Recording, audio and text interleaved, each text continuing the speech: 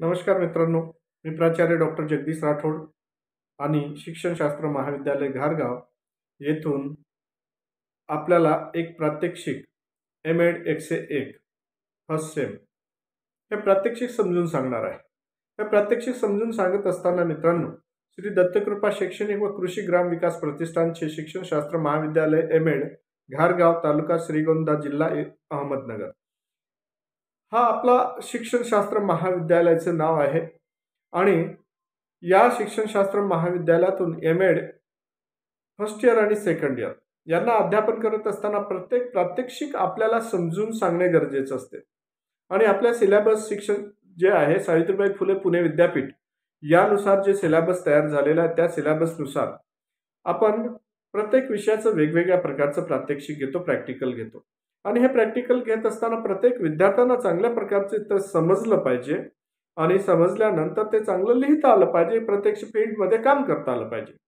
याकरिता आपण प्रत्यक्ष काय करतोय की ते प्रॅक्टिकल समजून सांगतोय आणि हे समजून सांगत असताना सर्वात महत्त्वाचं की आपण लिहित असताना प्रथम पेज कसं लिहावं, त्याचा अभ्यास कसं करावा, अनुक्रमणिका कशी लिहावी आणि शेवट कसं करावं हे आपण डिटेलमध्ये सांगणार आहे. आणि हे सांगत असताना प्रत्येक विद्यार्थ्यापर्यंत हे प्रॅक्टिकल पोहोचलं पाहिजे, त्यासाठी मार्गदर्शन करतो आहे.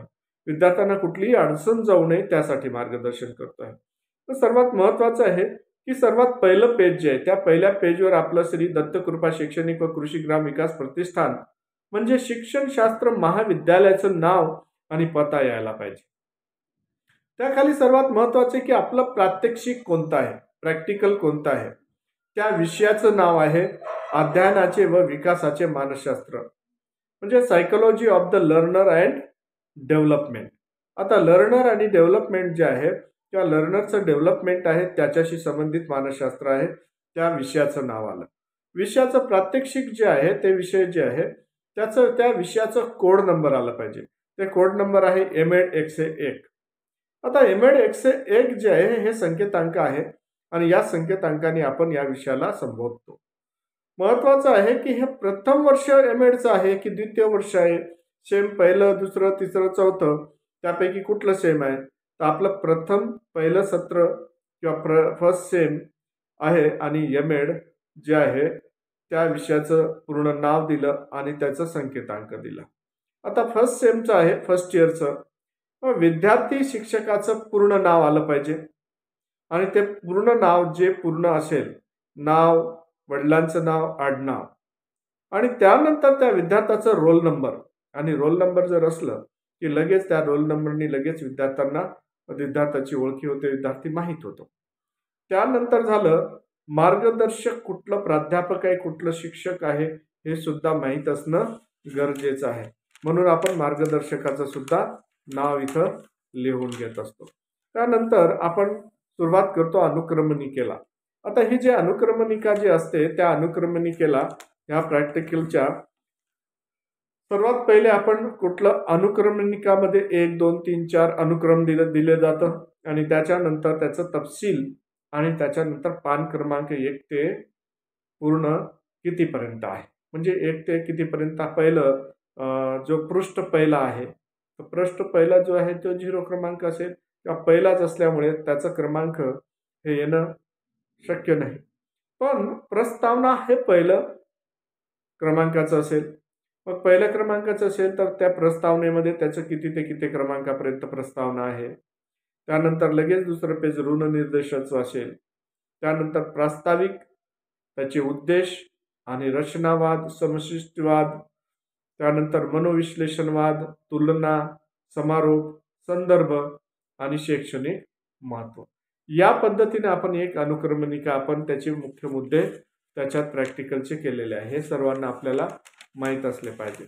आता हे माहीत असल्यानंतर सर्वात महत्त्वाचं आहे प्रस्तावना. आता ही प्रस्तावना प्रत्यक्ष आपण या ठिकाणी प्रस्तावना ही वाचून घेतली पाहिजे, म्हणजे त्या पद्धतीने तो आपल्याला लिहायला सोपं राहील.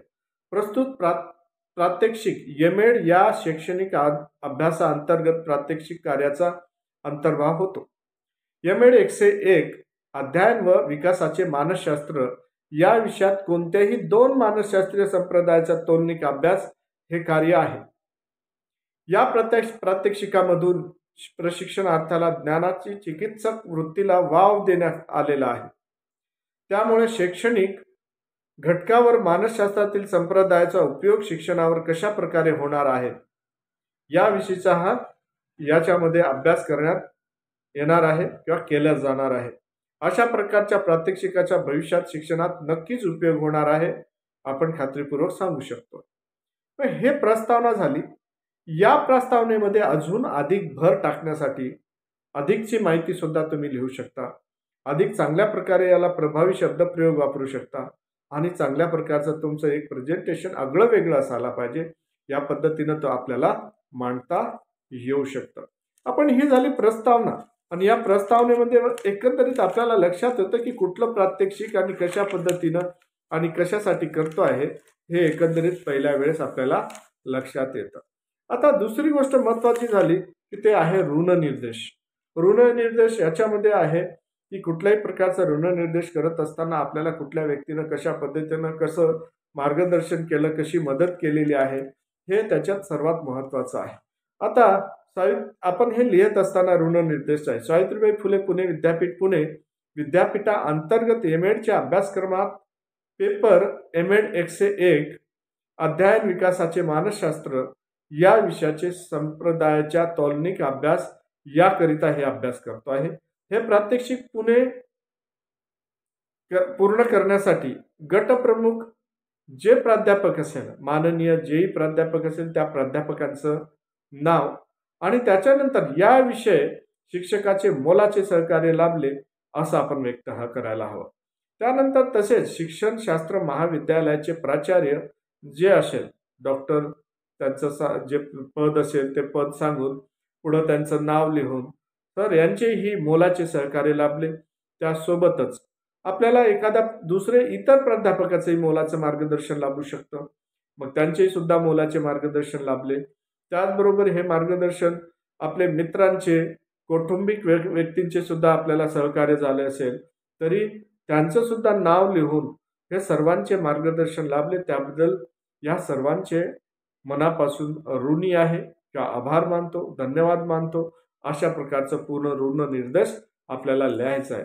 म्हणजे आपण काय करतोय की जे कुठलंही कार्य आहे आणि हे कार्य होत असताना त्या कार्याला जे आहे कोणाचं तरी श्रेय कोणाला तरी आपण देतोय, थोडंफार आपण ऋण व्यक्त करतोय, म्हणजे आपण त्याविषयीचा आभार मानतोय, धन्यवाद मानतोय आणि धन्यवाद मानून आपण सांगतोय की खरोखर यांचं सुद्धा सहकार्य लाभ. याच्यामध्ये महत्वाचं आहे की एक आराखडा आपण बनवलेला आहे, रचनावाद व समशिष्टीवाद यांचा तौलनिक अभ्यास. आता हे तौलनिक अभ्यास करत असताना मानसशास्त्रीय मूलभूत संप्रदाय कोणते आहेत? त्याच्यात रचनावाद, दुसरं सहचार्यवाद, त्याच्यानंतर समशिष्टीवाद, मानवतावाद, वर्तनवाद आणि मनोविश्लेषणवाद. हे सर्व आपण सविस्तर पुन्हा बघणार आहोत. आता हे सविस्तर बघणार आहोत याच्यासाठी की हे प्रमुख पेज आहे. या पेजवर एक डायग्राम दाखवलं आणि डायग्राम मध्ये ह्या सगळ्या गोष्टी मानसशास्त्रीय मूलभूत संप्रदायामध्ये कुठल्या कुठल्या गोष्टी येतात हे आपण शो करतोय. एक पहिलं रचनावाद जे आहे, रचनावादामध्ये पहिले आपण त्याचे अर्थ लिहितोय, मग भूमिका, व्याख्या, स्वरूप, गुणवैशिष्ट्ये, रचनावादाचे मानसशास्त्रीय विकासातील योगदान आणि महत्व, अशा पद्धतीने आपण काय करतोय रचनावादाचं लिहिलं.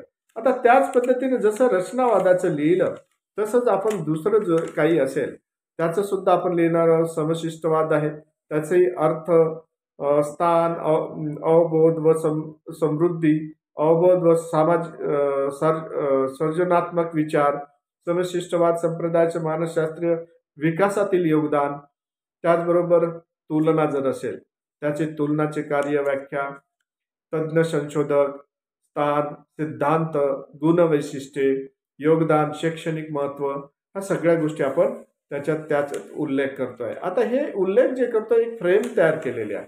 आता हे फ्रेम तयार केल्यानंतर आपण याच्यापैकी आपण किती 2 किंवा 3 जे आहे ते फक्त त्याचा अभ्यास करतोय. आता जेवढे आहेत करतोय तेवढेच आपण इथं उल्लेख करतोय. सर्वांचे नाव पहिल्या वेळेस लिहिले पण उल्लेख 3 आणि ते कशा पद्धतीने लिहिणार आहे त्याच्यामध्ये आता प्रास्ताविक आपण पहिलं जे सुरुवात करतोय त्या कशाचं, रचनावादाचं. आता बघा, मानसशास्त्रीय अभ्यास करताना एमएड अभ्यासक्रमात प्रात्यक्षिक कार्यामध्ये 2 मानसशास्त्रीय संप्रदायाचा तोलनिक अभ्यास करण्यासाठी समष्टिवाद व मनोविश्लेषणवाद या दोन संप्रदायाची निवड करण्यात आलेली आहे. म्हणजे दोन वादच आपण निवडले आहे, बाकीचे नाही. नाव उल्लेख केला आपण, पण निवडले दोन आहे. यामध्ये दोन्ही संप्रदायाचा चिकित्सक अभ्यास करून त्यामधून शेवटी दोन्ही संप्रदायाची एकमेकाशी कशा प्रकारे त्यामध्ये फरक आहे याचा अभ्यास करण्यासाठी हे प्रात्यक्षिक कार्य करण्यात आले आहे. त्यामुळे पुढील ज्ञानात निश्चित भर पडणार आहे. याकरिता हे मार्गदर्शक आहे प्रात्यक्षिक लिहिल्या जात आहे. आता या पद्धतीने आपण त्याच्यात उल्लेख करणार आहोत, लिहिणार आहोत. आता त्यानंतर प्रात्यक्षिकाचे जे उद्बोधन आहे किंवा त्याचे उद्देश आहे ते उद्देश या पुढील प्रमाणे आहे. एक आहे मानसशास्त्रीय घटकाचा अभ्यास करणे. दुसरं आहे मानसशास्त्रातील विविध संप्रदायाचा अभ्यास, मानसशास्त्रीय संप्रदायाची विविधता शोधून काढणे. ह्या गोष्टी याच्यामध्ये येईल. आता त्याच्यानंतर जे महत्वाचा भाग आहे तो आहे मानसशास्त्रातील मूलभूत संप्रदाय. आता कोणताही मूलभूत संप्रदाय, त्याच्यात सर्वात संप्रदायामध्ये रचनावाद, वर्तनवाद, मनोविश्लेषणवाद, सहचार्यवाद, समष्टिवाद आणि मानवता बोधात्मकवाद जे आहे हे सगळे वाद आहे. आता याच्यापैकी जे रचनावाद किंवा टिचनेरवाद किंवा अस्तित्ववाद ज्याला म्हणतो त्याच्याबद्दल बोलत असताना, त्याविषयी लिहित असताना अंतर्निरीक्षणवाद म्हणजे स्ट्रक्चरलिझम. आता हे स्ट्रक्चरलिझम जे आहे त्याच्यामध्ये 1979 मध्ये उंट या जे.बी. उंट नावाचे एक मानसशास्त्रज्ञ होते. हे जर्मन मानसशास्त्राने लिप्झिग नावाची एक प्रयोगशाळा जी आहे मानसशास्त्रीय प्रयोगशाळाची निर्मिती केली होती. येथे पहिले कुठे जर्मनीमध्ये कुठे केली होती ही शाळा जी आहे प्रयोगशाळाची जी निर्मिती केली मानसशास्त्र ती लिप्झिग नावाची जी प्रयोगशाळा आहे ही जर्मनीमध्ये ही पहिली मानसशास्त्रीय प्रयोगशाळा होती आणि स्थापना करून मानसशास्त्राच्या विकासाला एक प्रकारचं विशिष्ट दिशा दिल्या गेली. या दिशा देऊन मानसशास्त्राचं एक चांगलं काम केलं. ही दिशा दिल्यानंतर सजीवांच्या शारीरिक आणि मानसिक विकासाची जी हे एक क्रिया जी होत असते ते क्रियाला अभ्यास करून त्याला शक्यतो त्यांचा दृष्टिकोन विषय शिष्य टिचनेर यांनी जो याच्याशी संबंधित जो शिष्य होता त्यांनी टिचनेर जे शिष्य आहे यांनी खऱ्या अर्थाने रचनावादी संप्रदायाला आकार दिला व त्यांचा प्रचार सुद्धा केला त्यांनी. आता अंतर्निरीक्षणवाद आपण स्ट्रक्चरलिझम जे आहे याच्यामध्ये हे उल्लेख केलं. त्यानंतर रचनावादाची भूमिका. मानसशास्त्राला जर मानसिक कार्यांचा जो आहे अभ्यास करायचा असेल तर त्याने मनस जे आहे मानस रचनेचा जे आहे अभ्यास प्रथम करणे आणि महत्वाचं आहे की आग्रहाचे मत रचनावादाने मांडले आहे मनोरचनेतील. आता हे मनोरचनावाद जो आहे याच्यात चर्चा केली. मनोरचनेतील गुंतागुंत उलगडणे हेच मानसशास्त्राचे प्रमुख कार्य आहे. मी असा का वागतो या प्रश्नाची उकल करणे असे गृहीत धरू नये या संप्रदायाचा प्रमुख अभ्यास विषय म्हणून निश्चित केला आहे.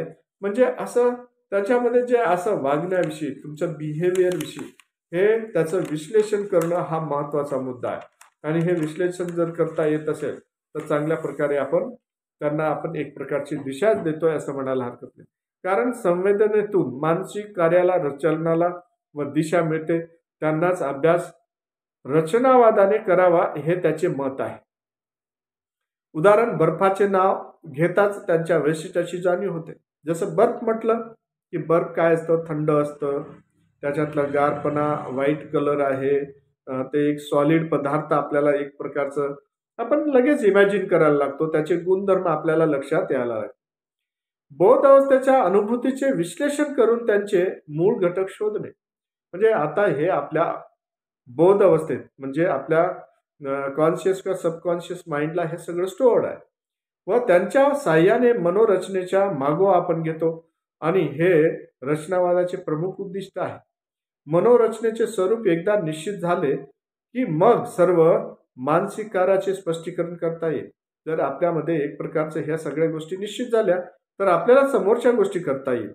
अशा रचनावादाचा समज होता की या विशिष्ट धोरणामुळे या संप्रदायाला रचनावाद असे नाव पडले. या धोरणामुळेच त्यांचे नाव पडले, नाही तर अन्यथा हे नाव पडले नसते. याचा अर्थ सर्वात महत्वाचा असं संवेदनेस अर्थ प्राप्त होणे म्हणजेच अवबोध होणे. कुठल्याही प्रकारच्या संवेदना आहे त्याला जर अर्थ प्राप्त होत असेल म्हणजेच एक प्रकारचा आपल्याला अवबोध होत आहे. तसं याची व्याख्या अशा पद्धतीने केल्या जाते. जीवनाच्या विशिष्ट क्षणी चालू असणाऱ्या सर्व प्रकारचे बेरीज, सर्व प्रक्रियेचे बेरीज म्हणजेच अवबोध आहे. आपल्या आयुष्यात आपल्या मनात जे कुठल्याच प्रकारचे सर्व प्रक्रिया जी चाललेली असते, आंतरिक प्रक्रिया जी चाललेली असते, या प्रक्रियेचा गोळा बेरीज म्हणजेच एक प्रकारचं रचनावाद आहे असं म्हणायला हरकत नाही आहे.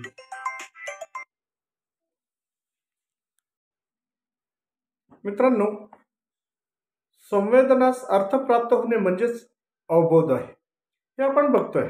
संवेदनाचा अर्थ जो आहे कुठल्याही प्रकारचा त्याचा अर्थ प्राप्त होतो किंवा संवेदना समजतात, म्हणजे सेन्सेशन आपल्याला कळायला लागतं आणि त्याला विशिष्ट अर्थ आपल्याला सांगता येतो. त्याचा अर्थ म्हणजे ह्या सगळ्या गोष्टी ज्या आहे याचा अर्थ आणि याची व्याख्या ज्यावेळेस आपण बघतो आहे, जीवनाच्या विशिष्ट क्षणीचा ज्या विशिष्ट क्षणी चालू असणाऱ्या सर्व प्रक्रियेची बेरीज म्हणजे अवबोध आहे.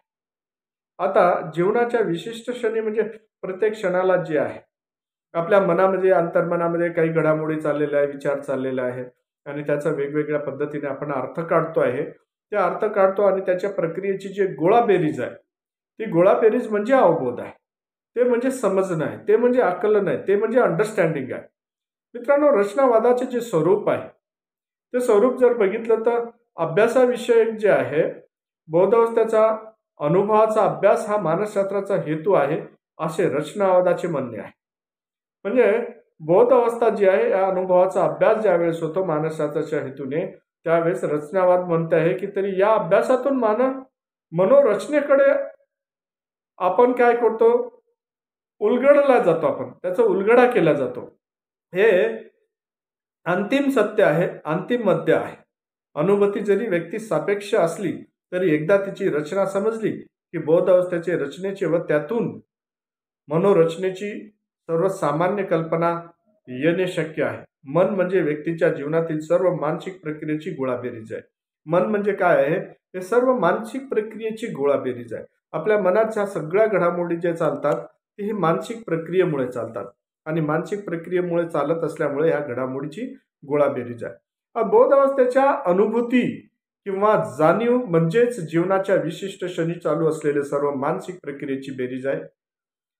म्हणून आणि बोध अवस्था जी आहे ह्या दोन्हीच्या अभ्यास विषयातून मन जे आहे, मन आणि बोध अवस्था या विषयातून रचनावादाला आशय प्राप्त झाल्यासारखे दिसून येते. म्हणजे त्याच्यातून आपल्याला आशय प्राप्त होते, मन आणि बोध अवस्था.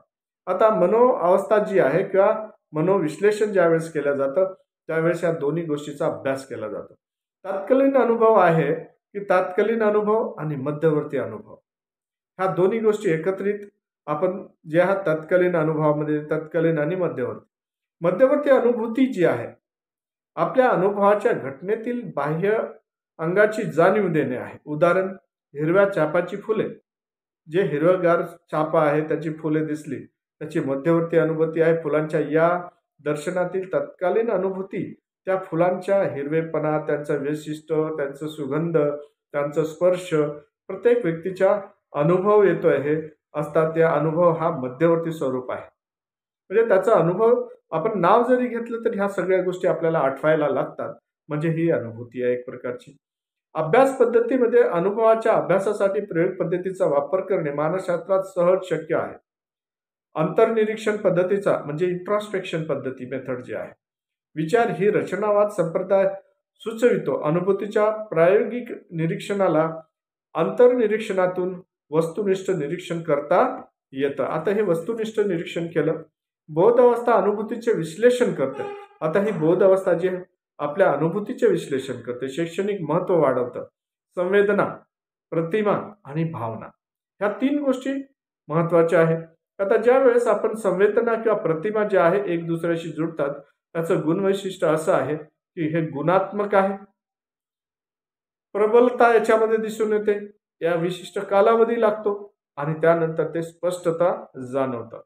आता नंतर जी भावना आहे ते भावनेमध्ये काय सुखकारक भावना आहे किंवा दुःखकारक भावना आहे, दुःखद भावना किंवा सुखद भावना. आता याच्यामध्ये सुद्धा गुणात्मक आहे, प्रबलता आहे आणि कालावधी लागतं.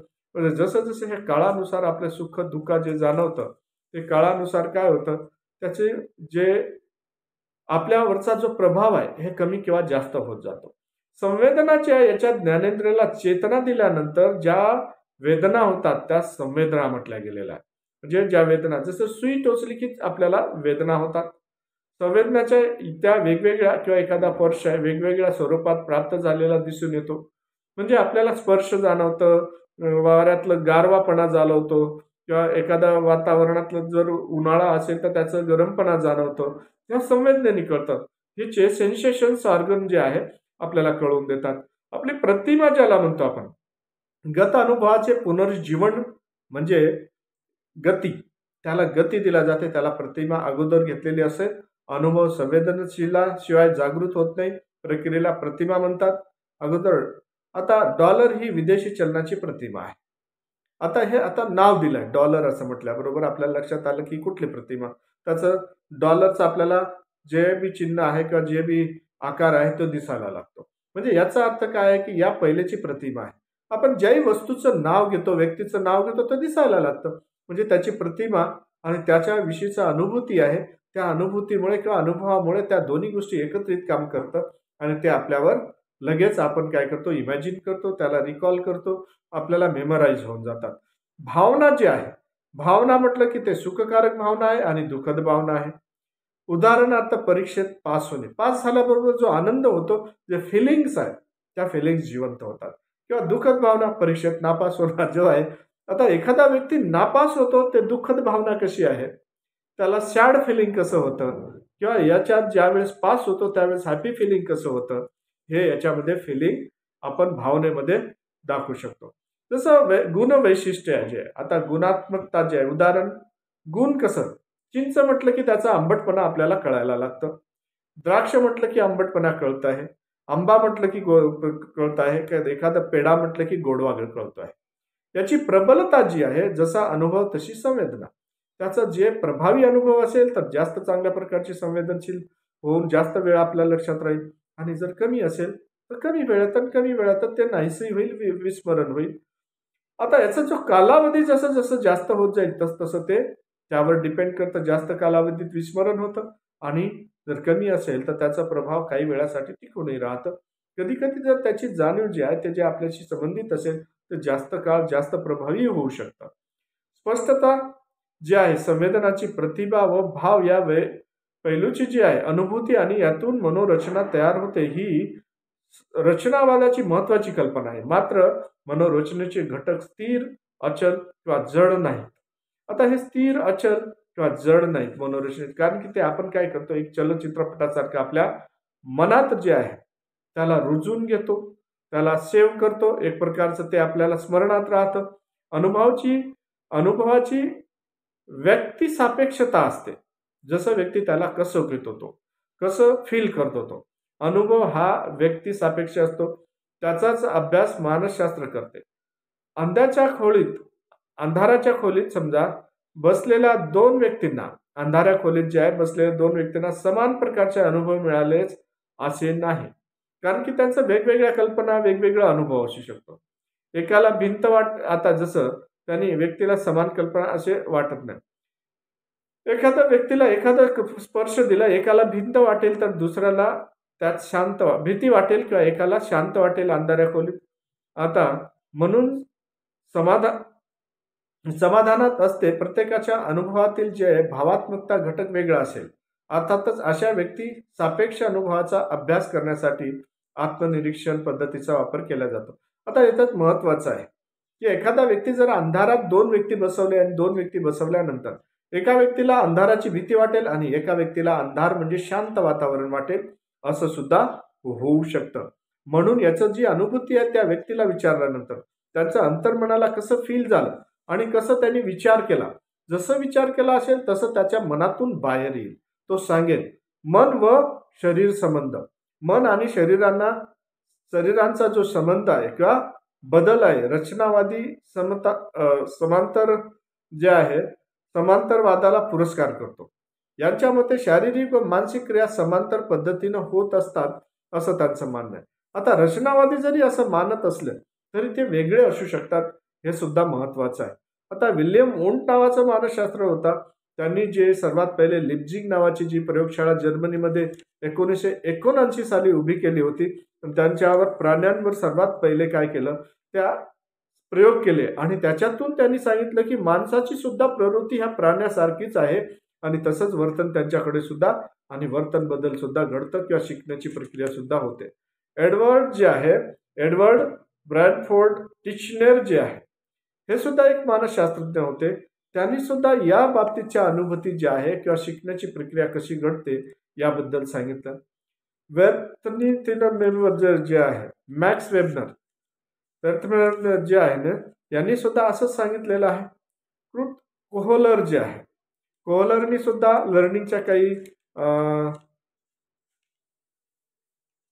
लर्निंगच्या ज्या त्यांनी काही सिद्धांत मांडले आहे, काही प्रयोग केलेला आहे. त्याच्यानंतर कोहलर जे आहे त्यांनी एक माकडावरचं समशिष्टवादी जे आहे लर्निंग बाय इन्साइट याबद्दलचं एक प्रयोग मांडलेला होता आणि त्या प्रयोगातून समजून सांगण्याचा प्रयत्न केला. रचनावादाचे मानसशास्त्राच्या विकासातील योगदान जे आहे, मानसशास्त्राला वास्तववादी शास्त्रीय स्वरूप देण्याच्या कार्याला फार मोठा हातभार रचनावादी संप्रदायाने लावला आहे. वास्तववादाचे स्वरूप सांगायचे काम रचनावादांनी केले आहे. प्रायोगिक पद्धतीचा उद्गाता ही रचनावाद आहे. रचनावादी संप्रदाय मानवी वर्तनाचे आत्मपरीक्षण पद्धतीने अचूक मोजमाप करू शकते. संवेदना व प्रतिमा याचे नेमके स्वरूप त्यांच्या गुण वैशिष्ट्य चिकित्सावरून स्पष्ट होते. सामान्य मन आणि बोध अवस्था यांची रचना आपले कर्तृत्व कार्य करते आहे. रचनावादाचे शैक्षणिक महत्व हे संवेदनाची महत्वाची क्रिया आहे. ही ज्ञानेंद्रियामार्फत होते. ज्ञानेंद्रिय जे आहे अधिक कार्यक्षम असतील तर विद्यार्थ्याची ग्रहण क्षमता ही जलद गतीने विकसित होते आणि जर क्रियाशील नसेल त्यासाठी ते जर नसेल तर स्लो होईल. त्यासाठी शैक्षणिक कार्यात विद्यार्थ्याला दिल्या जाणाऱ्या संवेदनाचा शास्त्रीय विचार करणे आवश्यक आहे. प्रतिमा सृष्टीचे महत्व म्हणजे कल्पना, स्मरण यासारख्या मानसिक प्रक्रियांना चालना मिळते. अध्ययन अध्यापन प्रक्रिया परिणामकारक होते. जेवढा शैक्षणिक अनुभव संपादन तितकीच प्रतिमा जास्त स्पष्ट होईल. आता महत्वाचं भावनांच्या विचारांचा अभ्यास मनोरचनेमुळे शक्य होते. मनोरचना ही अनुभवदृष्टीत आहे. परिस्थितीनुसार अनुभव येतात व त्यानुसार मनोरचना तयार होते. म्हणजे अनुभव दृष्टीत का म्हटलं जातं की समशिष्टवाद जे आहे यांच्यामध्ये कुठल्याही प्रकारचा सहवास जो आहे त्या सहवासानुसार बदल होतो. आता समशिष्ट म्हणजे पूर्वीच्या अनुभवाची गरज सध्या परिस्थिती ही सांगड घालणे. पार्श्वभूमीतील घटकाचे एकत्रीकरण म्हणजे समशिष्ट होय. सहचार्यवाद यातील पृथक्करणाविरुद्ध आलेल्या प्रक्रियेतून समशिष्टवाद जन्मास आला आहे व नव्या मानसशास्त्रीय संप्रदायाचा पाया जे आहे यानुसार कॅप व कोहलर यांनी घातला आहे. जळती उद्बत्ती स्वतःभोवती वेगाने फिरवल्यास अखंड वर्तुळ तयार होतो. आपण ज्यावेळेस असं फिरवतो त्यावेळेस अखंड वर्तुळ दिसतं. एक गतिमान दिसतं, गतिशीलता येतं आणि ते आपल्याला तसं वाटायला लागतं, फील होतं. समशिष्टवादातील अवबोधाचे जे स्थान आहे पृथक्करणाला त्यांनी सर्वात पहिले जे आहे विरोध झाला होता. संवेदन, अवबोध, अनुभूती आणि मानसिक प्रक्रिया ही साखळी लक्षात घेता मानसिक प्रक्रिया घडण्याची अवबोध ही महत्वपूर्ण प्रक्रिया आहे. समशिष्ट गुणाची अनुभूती ही सर्वच प्रकारच्या संवेदनेतून व अवबोधातून येते. यामुळे पृथक्करण केल्यास समशिष्ट गुण नाहीसा होतो. म्हणून प्रत्येक घटकांचा स्वतंत्रपणे विचार न करता सलगतेने विचार करणे आवश्यक आहे असे समशिष्ट सांगतोय. समशिष्ट जे आहे, आता उदाहरण त्यांनी दिलेलं आहे. फुलांच्या पाकळ्या वेगवेगळ्या केल्यास फुलांचे सौंदर्य प्रतीत होणार नाही. एकत्रित फूल आणि वेगवेगळ्या पाकळ्या हे वेगवेगळी कल्पना आपल्याला दिसेल की एकत्रित फुलाचं जे सौंदर्य आहे ते पाकळ्यांमध्ये येऊ शकत नाही. समशिष्टीकरणाचे जे आकृतीबद्धताचे सिद्धांत त्यांनी मांडतात. समशिष्ट गुणाच्या निर्मितीसाठी अनुभूतीतील घटकांचे आकृतीबंधन घटकाचे संघटन म्हणजे महत्वाचे असते. समष्टीच्या दृष्टिकोनातून अवबोध व प्रक्रिया घडवण्यासाठी आकृतीबद्धतेचे नियम महत्वपूर्ण असते. म्हणजे काही गोष्टी एकत्रित केल्यानंतरच त्याचा अर्थ पूर्ण होऊ शकतो किंवा त्यामुळेच कार्य पूर्ण होऊ शकतं, त्यामुळे त्याचं सौंदर्य वाढू शकतो. ह्या सगळ्या गोष्टी या माध्यमाने होतात असं या माध्यमातून सांगितलं जातं. आकृती पद्धतीचा सिद्धांताचा नियम आहे सानिध्य, म्हणजे जवळीक असली पाहिजे. साधर्म्य, नेहमी सतत त्याच्यात आपण पुन्हा पुन्हा बघत असलं पाहिजे.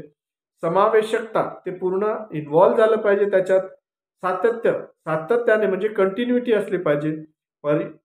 परिस्थिती, आता परिस्थिती सुद्धा तशी फेवरेबल निर्माण झाली पाहिजे. एन्व्हायरमेंट, मनस्थिती, मनाची स्थिती, आणि त्याची नंतर गर्भित अवस्था जी आहे, या सगळ्या गोष्टी एकत्रित स्वरूपात ज्यावेळेस होते त्यावेळेस हे शक्य होतं. सान्निध्याचा नियम अनुभूतीतील घटकांचे सान्निध्य त्यांच्या अवबोधातील संघटनाचा उपयुक्त ठरते. अवबोधाच्या आकृतीत एकूण 6 उभ्या रेषा आहेत, परंतु त्यांच्या स्वतंत्रपणे अवबोधन न होता AB, BB, CC अशा 3 समांतर रेषांचा अवबोध होतो. आता हे जरी रेषा वेगवेगळ्या असल्या, पण जे सान्निध्यामुळे आपल्याला त्याच्यातली जवळीक आणि वेगळेपणा जाणवायला लागतो. आपण हे प्रत्यक्ष आकृती बघतो, आकृत्या बघितल्याबरोबर आपल्याला लक्षात. साधर्म्याचा नियम, चेतकाचे वर्गीकरण होत असताना त्याच्यातील सारखेपणा घेऊन त्याचे गट अवबोधीतील होतात. शेजाऱ्यातील आकृतीबद्धमध्ये भरीव वर्तुळ, पोकळ व चौकोन असे वेगवेगळे गट लक्षात येते व ते सारखेपणा इथं आपल्याला आकृती जसं दिसते आहे त्याच्यामध्ये काही आपल्याला भरीव दिसेल आणि काही याच्यात पोकळपणा दिसेल. ते फक्त त्याचं आपलं विजन जो आहे, ते विजन जसं फील करतं तसं. समावेशकताचा नियम जो आहे, घटकामधील समावेशकता जी आहे, सातत्य तेवढे वाढेल तेवढे समावेशकतेचे तत्व परिणामकारक होते व अवबोध अधिक अर्थपूर्ण होतो. संबोधाच्या आकृतीच्या निरीक्षणातून क्रमशः त्रिकोणाची आकृती अधिकाधिक समग्र होत होते. आता याच्यात आपल्याला दिसतंय की पहिलं त्रिकोण, दुसरं त्रिकोण आणि तिसरं त्रिकोण. जे तिसरं त्रिकोण आपल्याला एकत्रित दिसतंय, पहिला आणि दुसऱ्यांमध्ये फरक दिसतोय. मग ह्या सगळ्या गोष्टी सुद्धा कसं आहे, ते समावेशकता किती आहे त्यावर आहे. सातत्याचा नियम जे आहे, सजारच्या आकृती पहिल्याबरोबरच ती H किंवा M ही वर्णाक्षरे आहेत असे अवबोधन होते. त्या घटकामुळे काही जागा रिकाम्या असतात, पण आपण त्या मानतच नाही. भरून अक्षराचे लेखन पूर्ण करतो व तशीच वापरतो. आता इथं H आणि M कसं दिसतंय त्याच्यावरून सुद्धा आपल्याला लक्षात येईल. परिचिततेचा नियम जो आहे, परिचिती जे असते ते कसं आपल्याला एक प्रकारचं सॉलिड दिसेल. कोणत्याही घटना, वस्तू, प्रसंग जर परिचित असेल तर त्यांचा अवबोध लवकर होतो व विद्यार्थ्याला ज्ञानाचा अ व ब आकृतीमध्ये पाहिल्यास परीक्षा नळी व तांबडा त्यांचा अवबोध होतो. सर्वसामान्य विद्यार्थ्याला उलट पाय वाटतो. आता हे तर जे अ आणि ब दिसले आहे, त्याच्यात वेगवेगळेपणा जाणवतो. जसं फील करेल तो, जसं त्याला परिचिती दिसेल, सॉलिड जशी दिसेल तशा प्रकारचा. मनस्थितीचा नियम, एखाद्या गोष्टीच्या साखळीने अर्थ लावणे, जशी व्यक्तीची मनस्थिती तसेच अनुभवाचे अवबोधन होते. उदाहरण, अतिशय तहानलेला डोळा उघडल्यावर ताणलेला डोळा, बाटली दिसली तर पाण्याची बाटली आहे याची खात्री वाटते. म्हणजे तहानलेला आपण म्हटलेला की जसं आपण एक प्रकारचं तहान लागली आहे असं म्हणू किंवा नाबून, आता अशा प्रकारचं लगेच फिलिंग जी आहे मनात पाण्याविषयीची, मग आपल्याला ते बाटली भरलेली दिसू शकतो. गर्भत्वाचा नियम, एखाद्या आकृतीचे अवबोधन होत असताना तिच्या आकृतीचे जाणीव न होता ती पूर्णपणे जाणवते व तिचा अर्थ लावला जातो. हे ज्या नियमानुसार घडते त्याला गर्भत्वाचा नियम म्हणतात. उदाहरण, चंद्राचे अस्तित्व आकाशाला पार्श्वभूमी राहीत जाणवतं. त्याचबरोबर अवबोध व समदृष्टी.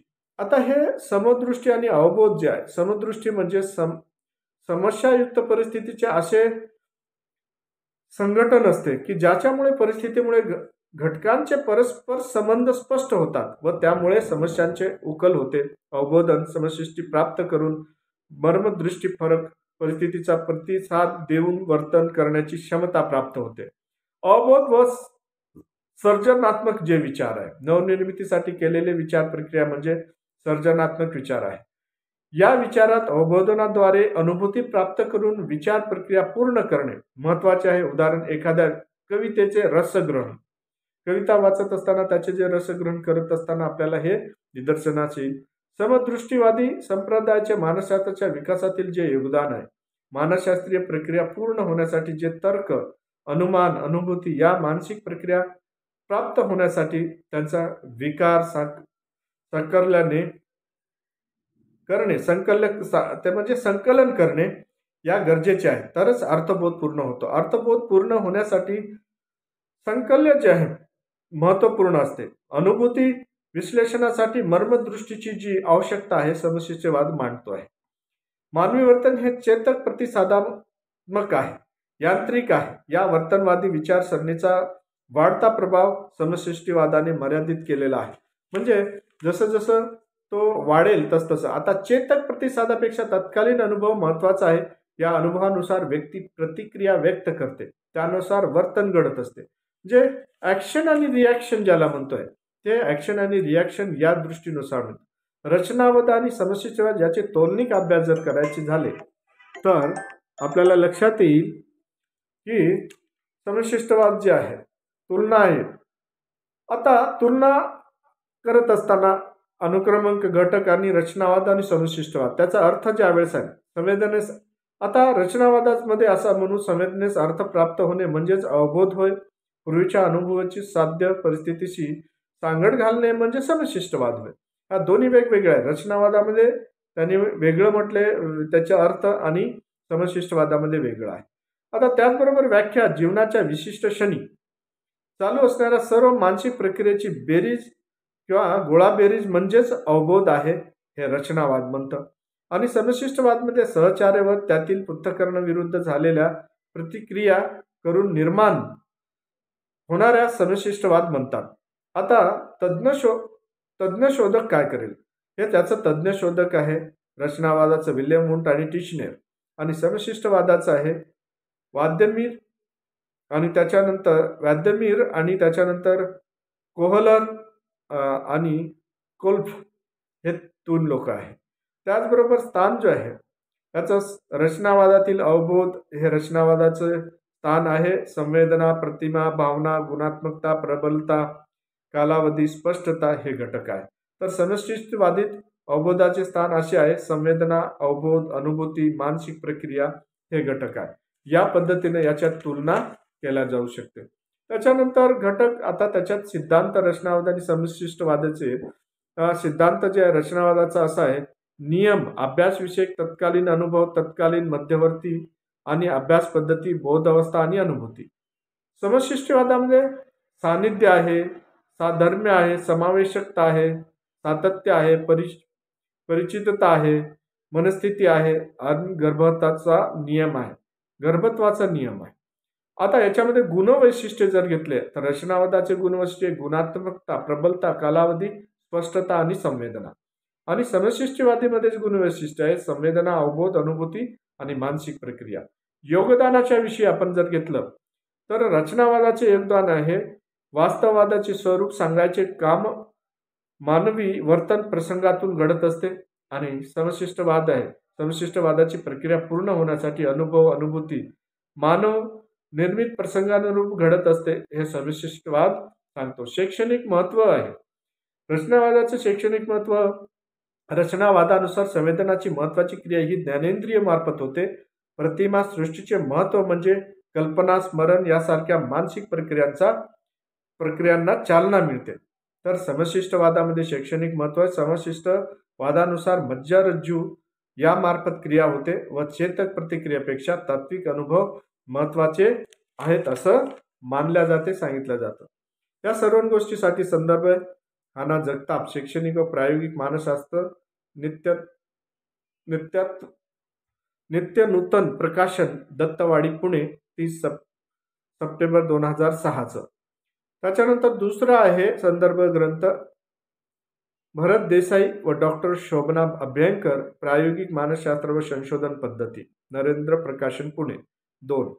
आणि तिसरा आहे डॉक्टर न पारसनीस, प्रगत मानसशास्त्र, नूतन प्रकाशन, पुणे. हे संदर्भ ग्रंथ आहे.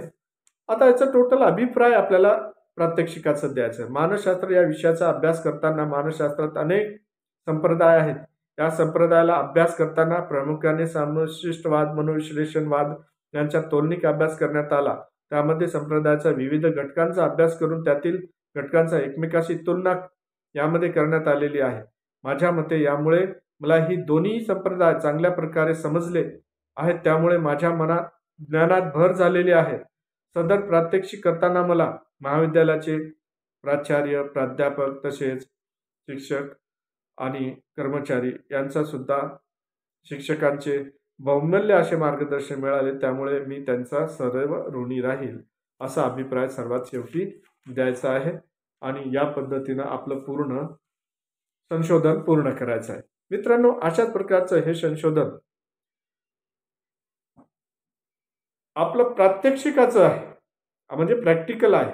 आणि प्रॅक्टिकलमध्ये हे संशोधन म्हणजे एक प्रकारचं प्रत्यक्षात आपण काय करतोय, वर्क करतोय आणि त्याच्यातून आपण ती कुठली गोष्ट बाहेर निघते त्याचा रिझल्ट काढतोय. याला आपण प्रात्यक्षिक म्हटलेलं आहे, प्रत्यक्षात केलेलं. म्हणून अशा प्रकारे प्रात्यक्षिक समजून सांगितलं गेलेलं आहे. त्याला व्यवस्थित एका फाईलमध्ये व्यवस्थित लिहून चांगल्या प्रकारे महाविद्यालयात सबमिट करायचं आहे.